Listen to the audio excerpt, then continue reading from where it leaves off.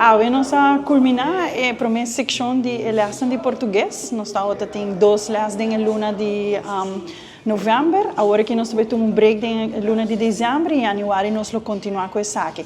A lesson aqui de português está uma iniciativa de Aruba Tourism Authority e Aruba Airport Authority, onde nós forma junto, para que nós podemos brindar lesson aqui e sessão de português na nos frontliners, nos stakeholders, na maneira que nós temos, para que podemos bom bem caloroso, maneira nós estamos acostumados nos visitantes.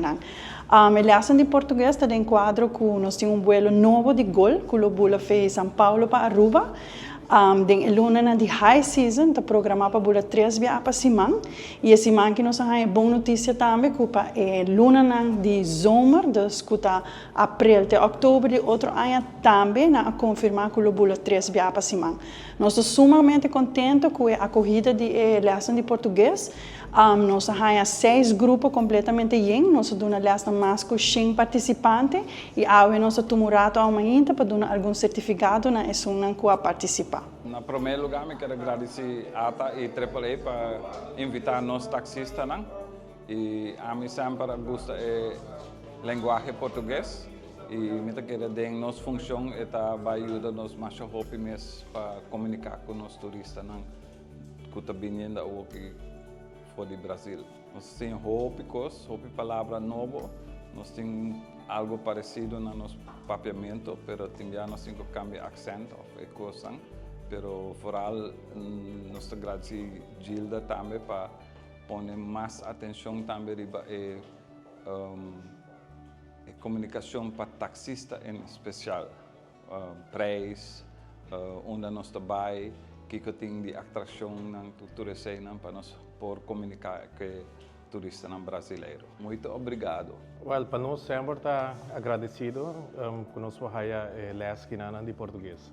Recebendo passageiros de Brasil, está uma alegria para nós também por papel e idioma português. Nós fora de Brasil so Portugal também, pero o idioma está sendo bonito, então botinho expressar também o passageiro na hora que não chega, para dar um bom bini e exercer o trabalho em idioma português. A maneira como nós recebemos elas por de Gilda para me dar placentero. Ela deu um tremendo trabalho, com hopi ânimo, então aceita dando-nos mais ganas de seguir bem elas e seguir sim mais em português. Sempre a palavra mais que me quero tu ainda gosta muito obrigado. Vou agradecer a turista sempre com um sorriso também sobre. Turista pode receber com um sorriso e a palavra então agora hope usar ambos bandas, de banda de passageiro e a banda de nós como imigração, como frontliners.